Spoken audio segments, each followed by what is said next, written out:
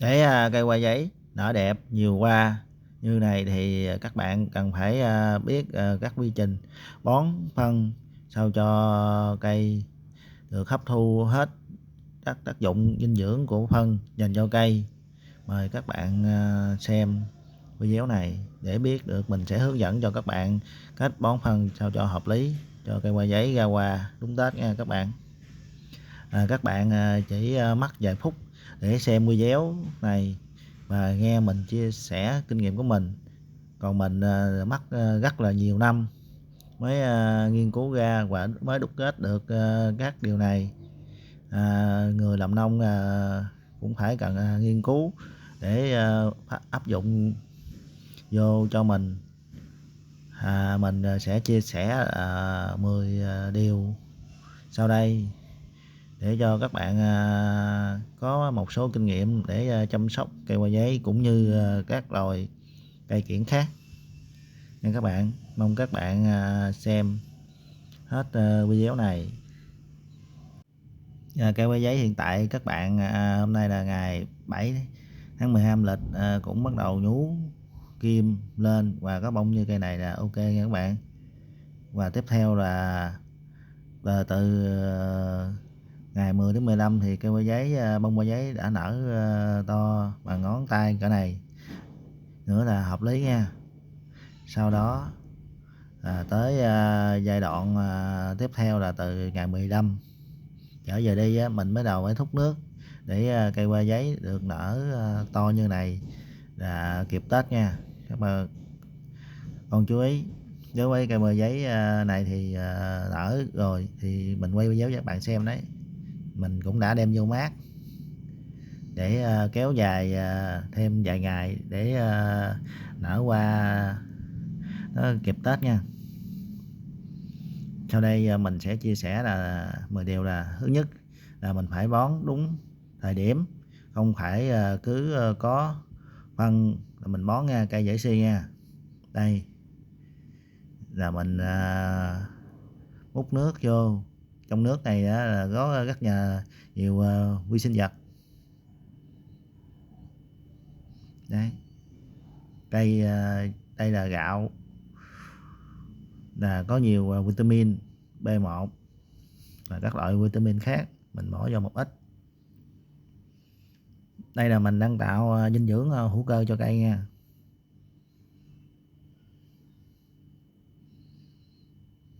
Nên mình sẽ sắc một mớ chuối để mình tạo chất hữu cơ cho cây và tạo môi trường cho vi sinh vật ở trong đó.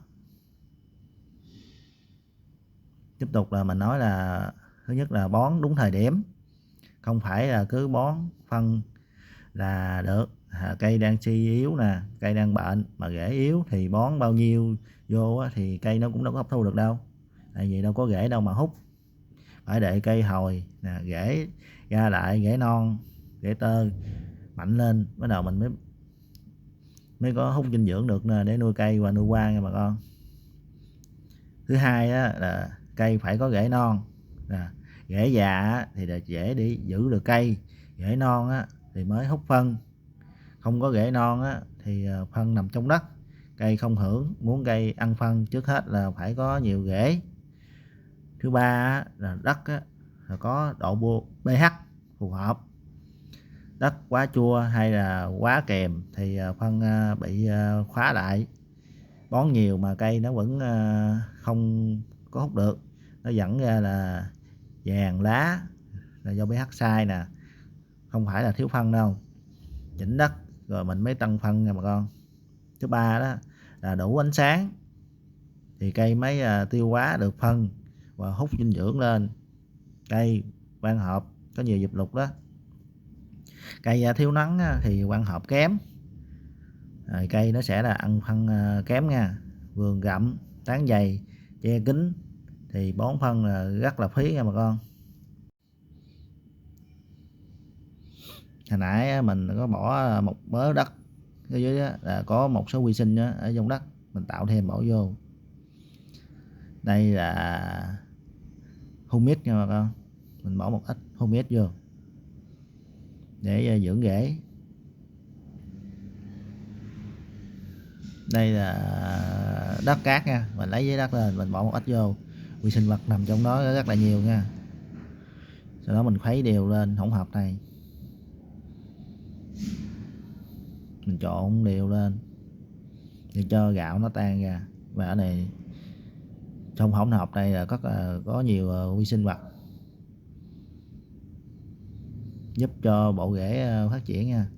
Tại vì mình bỏ phân nhiều quá, mình để khô quá, vì trong chậu cây của mình nó thiếu vi sinh vật.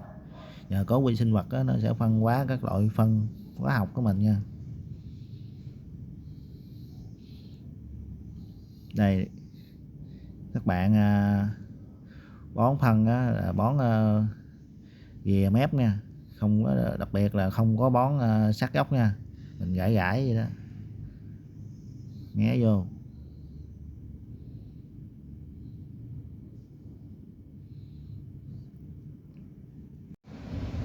Thứ năm là mình bổ sung thêm phân vi lượng nha, ví dụ là phân canxi, bo, kẽm, magie, các loại phân chung vi lượng.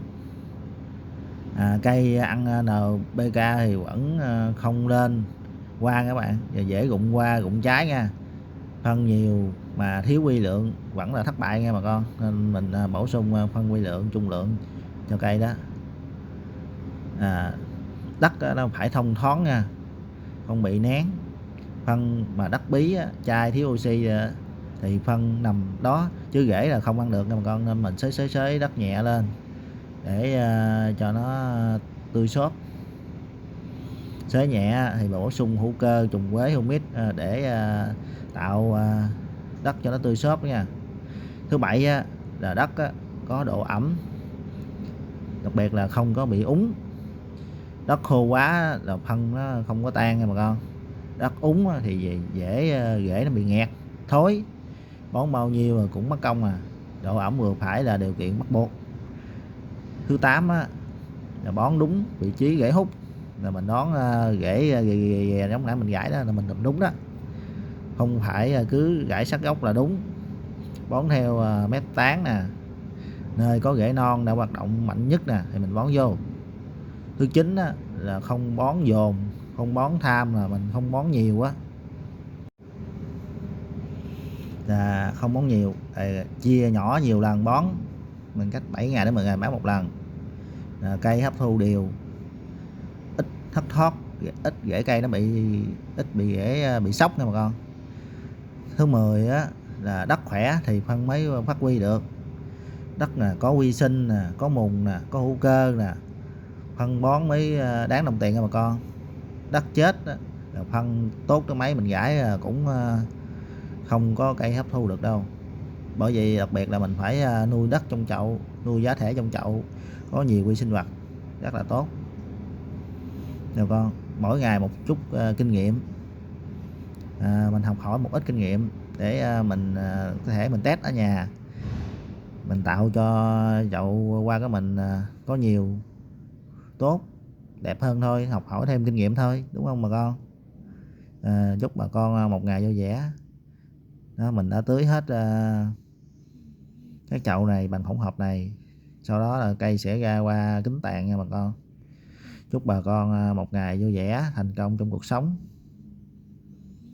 Và cho mình một chia sẻ và một like và một nút đăng ký kênh nha bà con. Chúc bà con áp dụng thành công. Bắt đầu mình sẽ tưới hết nha. Với biện pháp này là mình vừa tưới nước cho cây mà mình vừa bổ sung vi sinh vật và các khoáng chất cho cây nha. Đó, các vi sinh vật ở trong nước đó, nó sẽ sinh sôi nảy nở trong cái chậu của mình, nó tạo cho bộ rễ phát triển mạnh. Bón ít lăn vô, tưới lên, mình cung cấp vi sinh như vậy rất là tốt cho cây. Trong cây mà không có vi sinh vật phát triển trong đó là giống như đất chết thôi. Nên mình tạo như vậy cũng giống như là mình trồng ngoài đất đó. Trong đất có nhiều vi sinh vật đó, các bạn cũng biết đó.